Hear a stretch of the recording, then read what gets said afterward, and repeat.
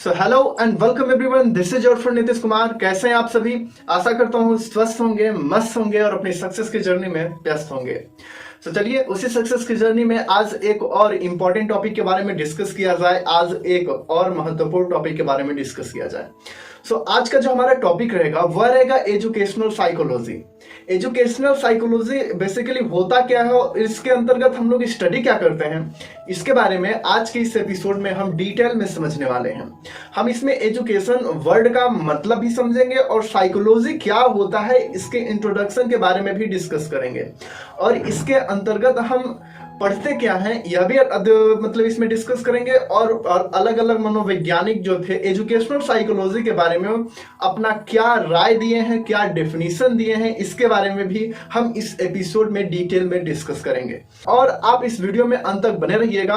चलिए समझते हैं एजुकेशनल साइकोलॉजी होता क्या है। तो बेसिकली हम लोगों को एजुकेशनल साइकोलॉजी को समझने से पहले हम लोगों को इसके वर्ड को समझना पड़ेगा।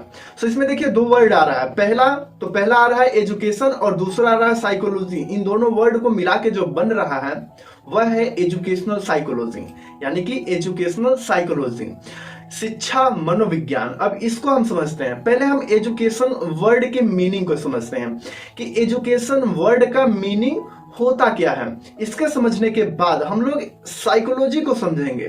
फिर इसके बाद हम लोग एजुकेशनल साइकोलॉजी को समझते हैं तो आसान हो जाएगा। फिर जब आप एजुकेशनल साइकोलॉजी के बिहेवियर यानी कि इसके मतलब कि प्रकृति के बारे में समझ जाएंगे ना, तो आपको इसके अंदर स्टडी क्या करना है, किन मटेरियल्स को आपको स्टडी करना है, यह सारी चीजें समझना आसान हो जाएगा। हम लोग इस एपिसोड में आगे बढ़े। इससे पहले हम लोग समझते हैं महात्मा गांधी द्वारा दिए गए एक कोट के बारे में जो कि शिक्षा के ऊपर है। शिक्षा का तात्पर्य व्यक्ति के शरीर, मन और आत्मा के समुचित विकास से है।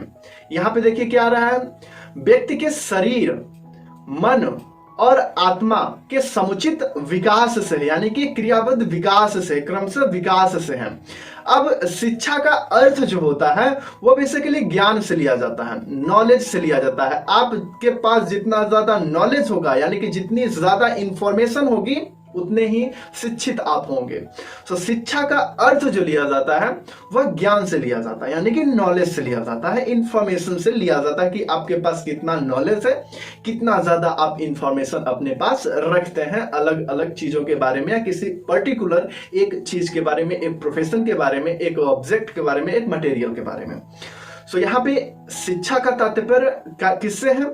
शरीर, मन और आत्मा के समुचित विकास से है। अब हम एजुकेशन, अब देखिए शिक्षा एक हिंदी वर्ड है और एजुकेशन जो है इंग्लिश वर्ड है। Education word taken from Latin word educatum, यानी कि educatum which means to bring up together the act of teaching और ट्रेनिंग और इन ग्रो। यानी कि जो एजुकेशन वर्ड है वो कहां से लिया गया है? वो लैटिन वर्ड से लिया है। लैटिन वर्ड में एजुक्टम वर्ड एक है, वहां से लिया गया है, जिसका मतलब होता है टू ब्रिंग अप टुगेदर, यानी कि एक साथ पलना, एक साथ बढ़ना। एक तरीके से द एक्ट ऑफ टीचिंग और दूसरा द एक्ट ऑफ टीचिंग, यानी कि शिक्षण की क्रिया, यानी कि शिक्षण की क्रिया कैसे करनी है, यह सारी चीजें। और ग्रो, अब ग्रो क्या, यानी कि जीवन में कैसे आगे बढ़ना है, यह सारी चीजें एजुकेशन वर्ड का मतलब होता है। यानी कि एजुकेशन वर्ड जो है एजुक्टम से लिया गया है जो कि लैटिन वर्ड है, और इसका मतलब जो होता है वह आता है टू ब्रिंग अप टुगेदर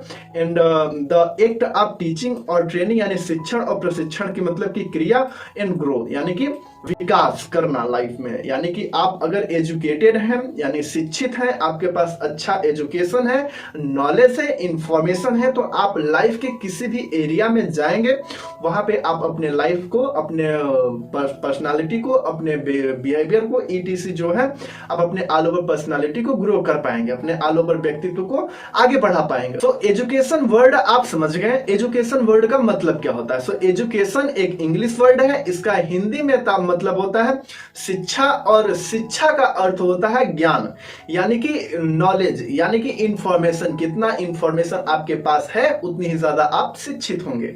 अब हम लोग आगे समझते हैं। अब देखिए दूसरा वर्ड इसमें जो आया था वह है psychology.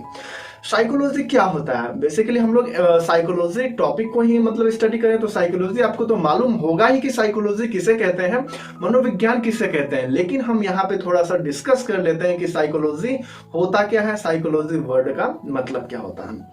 So psychology word is the Greek language made up to two word, यानी कि जो हमारा साइकोलॉजी वर्ड है यह एक ग्रीक लैंग्वेज से लिया गया, यानी कि ग्रीक वर्ड है।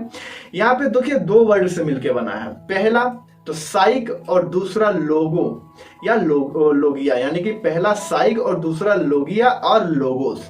इसका मतलब क्या होता है इसके बारे में समझते हैं। तो पहला है साइक यानी कि स्पिरिट और सोल, यानी कि आत्मा, इसका मतलब होता है आत्मा। और लोगिया और लोगोस का क्या मतलब होता है, स्टडी और रिसर्च, यानी कि अध्ययन या अनुसंधान, रिसर्च करना, स्टडी या रिसर्च।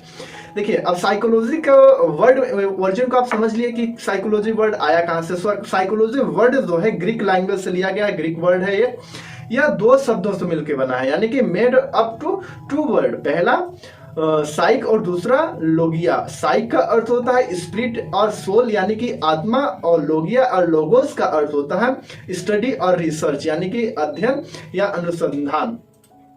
अब हम लोग साइकोलॉजी के डेफिनेशन को समझते हैं। आज के डेट में साइकोलॉजी क्या है? The science of behaviour in mental process. Psychology क्या है? The science of behaviour in mental process includes both human behaviour and animal behaviour. देखिए क्या है साइंस ऑफ बिहेवियर, यहाँ पे बिहेवियर आ रहा है, यानी बिहेवियर का विज्ञान, व्यवहार का अध्ययन, यानी कि the mental process, behaviour and the mental process, यानी कि मानसिक प्रक्रियाओं का वैज्ञानिक रूप से अध्ययन है, including both human behaviour and animal behaviour. So हम साइकोलॉजी के अंतर्गत ह्यूमन के बिहेवियर का भी अध्ययन करते हैं, ह्यूमन के मेंटल प्रोसेस का भी अध्ययन करते हैं, और एनिमल के बिहेवियर का भी अध्ययन करते हैं, एनिमल के मेंटल प्रोसेस का भी अध्ययन करते हैं मनोविज्ञान के अंतर्गत। Psychology is the study of systematically observable behavior in the mental and physical process within the animal, such as thinking, feeling, etc., and their relationship with the phenomena of the environment. यानी कि हम लोग मनोविज्ञान के अंतर्गत वैज्ञानिक रूप से, सिस्टमैटिक रूप से मतलब कि हम लोग अध्ययन करते हैं व्यवहार का and mental and physical process का, यानी कि उसके डेवलपमेंट का अध्ययन करते हैं हम। किसके? एनिमल्स एंड ह्यूमन, यानी कि मानव और जानवर दोनों के विकास के, यानी कि मेंटल शारीरिक विकास, मानसिक विकास का अध्ययन करते हैं। जैसे thinking, feeling, etc, emotion, motivation, attitude, aptitude, etc जितने भी होता है सब हम इसी के अंतर्गत अध्ययन करते हैं। और यह सारी चीजें डेवलप कैसे होती हैं, इसको इफेक्ट कैसे डालता है इन्वायरमेंट, यानी कि इन्वायरमेंट के साथ इनका क्या रिलेशन है, इसके बारे में भी हम लोग डिस्कस करते हैं साइकोलॉजी के अंतर्गत। तो हम लोगों ने अभी तक समझा है एजुकेशन प्लस साइकोलॉजी, यानी कि एजुकेशनल साइकोलॉजी को, कि एजुकेशनल साइकोलॉजी यानी कि एजुकेशन का मतलब क्या होता है और साइकोलॉजी का मतलब क्या होता है, इसको एक बार हम लोग फिर से डिस्कस कर लेते हैं। सो एजुकेशन मीन्स होता है to bring up together in the act of teaching और ट्रेनिंग एंड ग्रो, यानी कि एक साथ पलना या एक साथ बढ़ना, और द एक्ट ऑफ टीचिंग यानी कि टीचिंग और प्रशिक्षण के जो क्रियाएं होती हैं वो शामिल होती है, एंड आगे कैसे बढ़ना है लाइफ में, करियर में ग्रो करके कैसे करना है, यह इंक्लूड होता है एजुकेशन के अंतर्गत। और साइकोलॉजी क्या होता है? The study of behaviour in the mental and physical process. So इसके अंतर्गत हम मानसिक और शारीरिक प्रक्रियाओं यानी कि इसके डेवलपमेंट का स्टडी करते हैं। The study of behaviour and the mental and physical process, यानी कि व्यवहार का भी अध्ययन हम लोग साइकोलॉजी के अंतर्गत करते हैं। So educational psychology, so teaching and learning methods, cognitive development and aptitude assessment. Educational psychology के अंतर्गत मतलब यह सब आते हैं, इसके अंतर्गत हम लोग यह अध्ययन करते हैं। टीचिंग एंड लर्निंग मेथड, यानी कि टीचिंग यानी शिक्षण और एंड लर्निंग यानी कि सीखना, इसकी क्रियाएं क्या होती हैं, इसकी विधियां क्या होती हैं, इसके बारे में हम लोग एजुकेशनल साइकोलॉजी के अंतर्गत अध्ययन करते हैं। यानी कि टीचिंग एंड लर्निंग मेथड क्या होता है, इसके बारे में भी हम लोग डिस्कस करते हैं एजुकेशनल साइकोलॉजी के अंतर्गत। कॉग्निटिव डेवलपमेंट क्या होता है, इसके बारे में भी हम लोग डिस्कस करते हैं। बेसिकली हम लोग अभी समझेंगे कॉग्निटिव डेवलपमेंट होता क्या है। एंड एप्टीट्यूड असेसमेंट, यानी कि योग्यता का मूल्यांकन, यानी कि आपके गुणों का मूल्यांकन, आपके करेक्टर या आपकी मतलब की पर्सनालिटी, आपके ऑल ओवर मतलब आपकी क्वालिटी क्या है, आपके गुण क्या है, इसका मतलब कि हम लोग मूल्यांकन कैसे किया जाता है, किन विधियों का इस्तेमाल करके किया जाता है मूल्यांकन, यह सारी चीजें भी हम एजुकेशनल साइकोलॉजी के अंतर्गत अध्ययन करते हैं, यानी कि एप्टीट्यूड असेसमेंट। सो मैंने अभी आपसे कहा कॉग्निटिव डेवलपमेंट क्या होता है, इसके बारे में हम अभी थोड़ी देर में चर्चा करते हैं। सो समझ लेते हैं कॉग्निटिव डेवलपमेंट होता क्या है। So cognitive development is the construction of thought process including remembering, problem solving and decision making from childhood through adolescence to adulthood।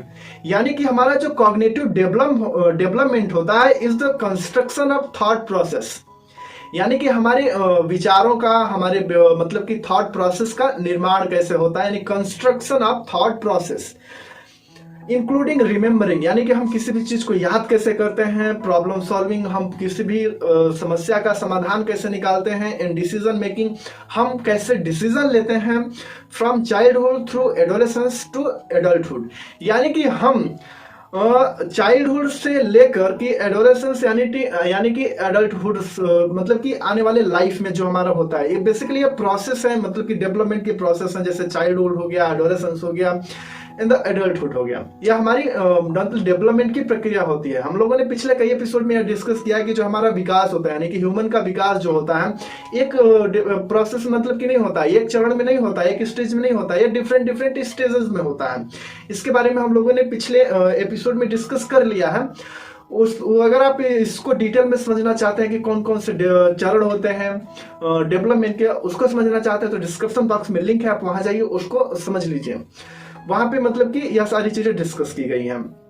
तो चाइल्डहुड से लेकर एडोलेसेंस से और अडल्टहुड तक, यानी कि ऑल ओवर लाइफ में हम जितनी भी हमारी मेंटल प्रोसेस जुड़ी रहती हैं, जैसे कि थॉट प्रोसेस हमारा हो गया, remembering, forgetting, problem solving and decision making, हमारी मेंटल प्रोसेस एक तरीके से जो क्रियाएं होती हैं उसी को हम कॉग्निटिव बोलते हैं, यानी कि संज्ञान बोलते हैं, और उसी के विकास को ही हम कॉग्निटिव डेवलपमेंट बोलते हैं, यानी कि संज्ञानात्मक विकास बोलते हैं। सो आपको यहाँ पे समझ में आ गया होगा कि कॉग्निटिव डेवलपमेंट होता क्या है। कॉग्निटिव डेवलपमेंट क्या होता है, एक तरीके से आपकी मेंटल कैपेसिटी होती है, मेंटल पावर होती है, जिसका इस्तेमाल करके हम डेली लाइफ में अपने मतलब कि लाइफ में आगे बढ़ते हैं, डिसीजन लेते हैं, प्रॉब्लम को सॉल्व करते हैं, अपने थॉट प्रोसेस को कैसे क्रिएट करते हैं, कैसे कितना क्रिएटिव तरीके से बनाते हैं, सारी चीजें हम कॉग्निटिव डेवलपमेंट कहते हैं, इन सब सारी चीजों को।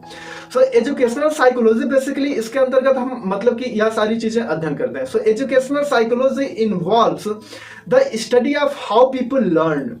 The educational psychology involves the study of how people learn, यानी कि हम लोग एजुकेशनल साइकोलॉजी के अंतर्गत, यानी कि इस क्षेत्र में इन्वॉल्व होता है, जैसे कि लोग कैसे सीखते हैं, हाउ पीपल लर्न, कैसे सीखते हैं, किन अवस्थाओं में सीखते हैं, यह सारी चीजें हम एजुकेशनल साइकोलॉजी के अंतर्गत अध्ययन करते हैं, including teaching methods, instructional process and individual differences in learning, including teaching method, यानी कि हम इसके अंतर्गत शिक्षण की विधियों का अध्ययन करते हैं, इंस्ट्रक्शनल प्रोसेस यानी कि दिशा निर्देशात्मक प्रक्रियाओं का अध्ययन करते हैं, and individual differences in learning, यानी कि व्यक्तिगत रूप से क्या डिफरेंस होता है जब लोग मतलब सीखते हैं, जब व्यक्ति कोई भी चीज सीखता है तो इंडिविजुअली क्या क्या डिफरेंस होता है। आपने इस चीज को नोटिस किया होगा, इसको एक्सपीरियंस भी किया होगा कि कुछ बच्चे ऐसे होते हैं जो जल्दी सीख जाते हैं, कुछ व्यक्ति ऐसे होते हैं जो जल्दी सीख जाते हैं, कुछ ऐसे होते हैं जो लेट में सीखते हैं, उनको बहुत ज्यादा मेहनत करनी पड़ती है सिखाने के लिए। सो इन्हीं के बीच में डिफरेंसेस क्या होता है, इसके बारे में भी हम अध्ययन करते हैं एजुकेशनल साइकोलॉजी के अंतर्गत। बेसिकली एजुकेशनल साइकोलॉजी का गोल जो है, the goal is the understand how people learn and retain new information, यानी कि जो हमारे एजुकेशनल साइकोलॉजी का मेन गोल क्या होता है, मेन पर्पस क्या होता है, ये यही होता है कि लोग कैसे सीखते हैं और नई इंफॉर्मेशन को कैसे रिटेन करते हैं, नई इंफॉर्मेशन को कैसे कलेक्ट करते हैं, इसके बारे में हम लोग एजुकेशनल साइकोलॉजी के अंदर डिटेल में समझते हैं। इसके अंतर्गत बहुत ही विधिवत रूप से समझते हैं, और चूंकि हम एजुकेशनल साइकोलॉजी को टीचिंग प्रोफेशन में आगे बढ़ने के लिए, यानी कि शिक्षण क्रियाओं, बेसिकली एजुकेशन शिक्षा, एजुकेशनल साइकोलॉजी के अंतर्गत हम उस व्यवहार का अध्ययन करते हैं जो कि व्यक्ति अपने शिक्षण कार्य के दौरान या शिक्षण के दौरान उस व्यवहार को प्रदर्शित करता है, जिस व्यवहार को वह प्रदर्शित करके अपने नॉलेज को, इंफॉर्मेशन को गेन करता है, रिटेन करता है। सो एजुकेशनल साइकोलॉजी के अंतर्गत बेसिकली हम लोग इन्हीं चीजों का अध्ययन करते हैं। सो एजुकेशनल साइकोलॉजी का मेन गोल गोल क्या होता है? मेन गोल इसका यह होता है कि how people learn and retain new information, यानी कि लोग कैसे नई इन्फॉर्मेशन को सीखते हैं, नई इन्फॉर्मेशन को कैसे गेन करते हैं। तो बेसिकली हम लोग अभी तक यह समझ लिया कि एजुकेशनल साइकोलॉजी बेसिकली होता क्या है, इसके बारे में हम लोगों ने समझ लिया कि इसके अंतर्गत स्टडी क्या करना होता है, इसके अंतर्गत हम किन मटेरियल का स्टडी करते हैं। तो इसके अंतर्गत बेसिकली हम लोग किस मटेरियल का स्टडी करते हैं, वो होता है मेंटल प्रोसेस होता है कि लोग कैसे सीखते हैं, कैसे डेवलपमेंट का मतलब की प्रक्रियाएं होती हैं कि लोग आगे कैसे बढ़ते हैं, उनके व्यवहार का अध्ययन किया जाता है। यानी कि एक बच्चे से लेकर यानी कि एडल्ट होने तक का जो बीच का सफर होता है, लर्निंग का सफर होता है, कैसे व्यक्ति सीखता है, इन सभी व्यवहारों का अध्ययन हम एजुकेशनल साइकोलॉजी के अंतर्गत करते हैं। अब हम लोग आगे समझते हैं, बहुत सारे साइकोलॉजिस्ट आए, बहुत सारे मनोवैज्ञानिक आए जिन्होंने एजुकेशनल साइकोलॉजी को अध्ययन किया और उसके अंतर्गत अपनी अपनी डिफिनेशन दी।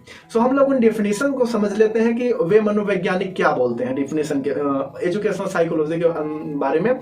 तो इसके बारे में हम समझते हैं। सो पहले नंबर पे हम समझते हैं BF स्किनर, ये भी एक साइकोलॉजिस्ट थे। सो हम लोग समझते हैं BF स्किनर ने एजुकेशनल साइकोलॉजी के बारे में कि अपनी क्या definition the.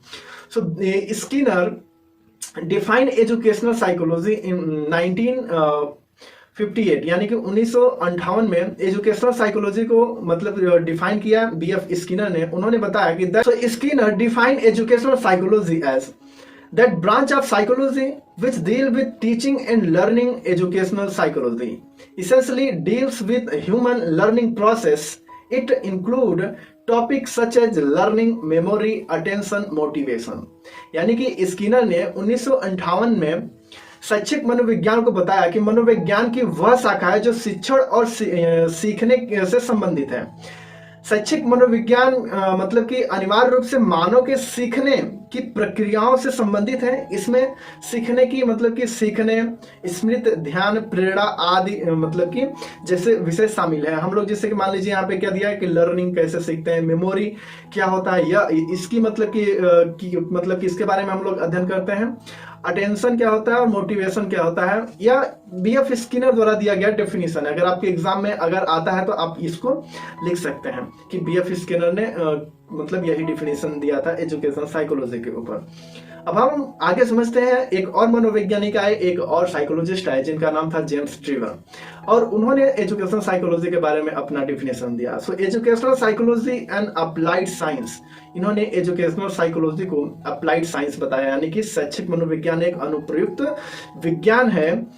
It is the application of psychological principles in the field of education. By applying the principle and techniques of psychology, it tries to study the behavior and experiences of the pupils. यानी कि यह शिक्षा के क्षेत्र में मनोवैज्ञानिक सिद्धांतों का अनुप्रयोग है। मनोविज्ञान के सिद्धांतों और तकनीकों को लागू करके यह विद्यार्थियों के व्यवहार और अनुभव का अध्ययन करने की कोशिश करता है, यानी कि विद्यार्थियों के व्यवहार और अनुभवों को अध्ययन करने की कोशिश करता है एजुकेशनल साइकोलॉजी, ऐसा कहना था जेम्स ट्रिवर का। अब हम लोग आगे चलते हैं, और भी मनोवैज्ञानिक हैं जिनका डेफिनेशन है क्रो एंड क्रो। एक और साइकोलॉजिस्ट है जिन्होंने बताया एजुकेशनल साइकोलॉजी के बारे में, उसको समझते हैं। Educational psychology is dedicated to the study and improvement of human learning across the lifespan in whatever setting it occurs, such as setting include not only schools but also workplaces, organized sports, government agencies, and retirement community. Anywhere humans are engaged in the instruction and learning of some types. यानी कि crow and crow का यह definition उन्होंने बताया कि शैक्षिक मनोविज्ञान जीवन भर किसी भी स्थिति में मानव के सीखने के अध्ययन और सुधार के लिए समर्पित है। यानी कि किसी भी स्थिति में मानव के सीखने मतलब कि सीखने, अध्ययन और सुधार के लिए समर्पित है। यानी कि कैसे सीखता है मानव पूरी जीवन भर और उसमें कैसे सुधार किया जाता है, इसके बारे में एजुकेशनल साइकोलॉजी मतलब कि इंक्लूड है, ऐसा क्रो एंड क्रो का कहना है। इस तरह की सेटिंग्स में न केवल स्कूल्स बल्कि कार्यस्थल, संगठित खेल, सरकारी एजेंसियां और सेवानिवृत्ति यानी कि समुदाय भी शामिल हैं, रिटायरमेंट कम्युनिटी भी शामिल है। कहीं भी मनुष्य किसी भी प्रकार के निर्देश और सीखने में लगे रहते हैं। यानी कि इनका कहना है कि लाइफ टाइम लर्निंग चलती रहती है, सीखते रहते हैं व्यक्ति, कुछ ना कुछ नए एक्सपीरियंसेस को गेन करते रहते हैं और अपने लाइफ में आगे बढ़ते रहते हैं, ऐसा क्रो एंड क्रो का कहना है। एजुकेशनल साइकोलॉजी इन सारे मेथड्स को डिफाइन करता है कि कैसे वे हर एक स्टेज में कैसे सीखते हैं, यह सारी चीजें बिहेवियर को एजुकेशनल साइकोलॉजी डिफाइन करता है, ऐसा क्रो एंड क्रो का कहना है। अब एक और साइकोलॉजिस्ट आए जिनका नाम था एडवर्ड ली थर्नडाइक। बेसिकली इनको एजुकेशनल साइकोलॉजी का फादर भी माना जाता है। एडवर्ड ली थर्नडाइक को एजुकेशनल साइकोलॉजी को फादर भी माना जाता है। तो चलिए हम समझते हैं एजुकेशनल साइकोलॉजी के बारे में इनका क्या कहना है, इनकी डिफिनेशन क्या है। So educational psychology is the branch of psychology concerned with human learning and intelligence, as well as it is instructions with other cognitive aspects. Edward Lee Thorndike is often referred to as the father of educational psychology. In the early 90s, he published article in the Journal of Educational Psychology. शैक्षिक मनोविज्ञान मानव शिक्षा और बुद्धि के साथ साथ अन्य संज्ञानात्मक पहलुओं के साथ इसकी बातचीत से संबंधित मनोविज्ञान की एक शाखा है। यानी कि मनोविज्ञान जो होता है, इनका कहना है कि शिक्षा यानी बुद्धि के साथ साथ अन्य संज्ञानात्मक पहलुओं, जैसे कि हम लोगों ने अभी थोड़ी देर पहले समझा था कि संज्ञानात्मक मतलब क्या होता है, यानी कॉग्निशन क्या होता है, कॉग्निटिव क्या होता है, इसके बारे में समझा था। इन्होंने बताया कि यह जैसे इंटेलिजेंस के अलावा भी जैसे मेमोरी, अंडरस्टैंडिंग, यह सारी चीजें, अटेंशन, रिटेंशन, यह सारी चीजें इसके अंतर्गत आ जाती हैं। यानी कि अन्य संज्ञानात्मक पहलुओं का भी अध्ययन किया जाता है एजुकेशनल साइकोलॉजी के अंतर्गत। ऐसी शाखा है एजुकेशनल साइकोलॉजी मनोविज्ञान की। एडवर्ड ली थर्नडाइक को अक्सर शैक्षिक मनोविज्ञान का जनक भी कहा जाता है। हम लोगों ने अभी थोड़ी देर पहले भी समझा था कि इनको जनक कहा जाता है, यानी फादर कहा जाता है एजुकेशनल साइकोलॉजी का। 90s की शुरुआत में इन्होंने the journal of educational psychology में लेख प्रकाशित किए एजुकेशनल साइकोलॉजी से रिलेटेड। सो हम लोगों ने इस एपिसोड में बेसिकली समझा एजुकेशनल साइकोलॉजी क्या होता है और इसके बारे में डिफिनेशंस को हम लोगों ने समझा कि पीएफ स्किनर ने इसके बारे में अपना डिफिनेशन क्या दिया, क्रो एंड क्रो ने क्या दिया, जेम्स ड्रीवर ने क्या दिया और एडवर्ड ली थर्नडाइक ने अपना एजुकेशनल साइकोलॉजी के बारे में कौन कौन सी और कैसी डिफिनेशन दी। बेसिकली अगर हम लोग इस एपिसोड का कंक्लूजन निकालें कि एजुकेशनल साइकोलॉजी होता क्या है, सो एजुकेशनल साइकोलॉजी को हम सब इस तरीके से समझ सकते हैं कि मान लीजिए कि जब बच्चा मतलब कि स्कूल जाने लगता है तब से लेकर यानी कि अडल्ट नहीं हो जाता है, उसकी सीखने की क्रिया जो होती है कैसे होती है, उस किस इन्वायरमेंट में होती है, उसका डेवलपमेंट कैसा होता है, डेवलपमेंट में कौन कौन सी बाधाएं आती हैं, उससे ऊपर कैसे उठता है और एक टीचर उसकी क्या सहायता कर सकता है, एक टीचर बनने के लिए कौन कौन से गुण होते हैं, यानी कि टीचर से भी क्या गुण होते हैं, यह भी एजुकेशनल साइकोलॉजी समझाता है। और बच्चों को मतलब कैसे सिखाया जाए, वो कैसे सीखते हैं, किसी भी चीज को आसानी से कैसे सीखेंगे, किसी भी चीज को लेट में कैसे सीखेंगे, इसके बारे में भी एजुकेशनल साइकोलॉजी मतलब कि अपना अध्ययन करता है। एजुकेशनल साइकोलॉजी हम सबको बताता है। सो आज के इस एपिसोड में बस इतना ही रखते हैं। इस एपिसोड का हमारा टॉपिक यही था, इंट्रोडक्शन समझना एजुकेशनल साइकोलॉजी के बारे में। सो कीप साइनिंग गाइस, सीखते रहिए, समझते रहिए, अपना सक्सेस को नेक्स्ट लेवल पे लेके जाते रहिए। अगर आपने इस चैनल को अभी तक सब्सक्राइब नहीं किया तो प्लीज चैनल को सब्सक्राइब कर दीजिए, वीडियो को लाइक कर दीजिए, दोस्तों के पास शेयर कर दीजिए। मैं आपके साथ हूँ, स्टडी करते रहिए, सक्सेस को नेक्स्ट लेवल पे लेके जाते रहिए। कीप साइनिंग, धन्यवाद।